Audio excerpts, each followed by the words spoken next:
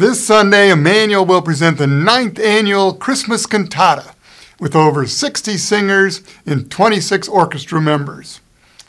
This year's cantata, Sing to the Child, is in the form of lessons and carols, a tradition begun in England in the late 19th century. Each anthem is followed by a scripture reading that amplifies the good news of Christmas. And so our cantata begins in the season of Advent, encouraging us to prepare our hearts and minds for the coming of our Savior. And then our story moves toward the proclamation as the birth of the Savior is announced. Mary celebrates, and shepherds and wise men begin to make their way to the manger. And of course, we finish the story in celebration as we and all God's beautiful creation sing praise and thanksgiving for the birth of Jesus, the light of the world. This musical experience promises to deliver a message of hope, peace, love, and joy that only the greatest story ever told can bring. So join us Sunday to praise our Savior and King as we sing to the child, Jesus Christ. Services will be in the gym at 8 and again at 10 with a reception in between in the Commons.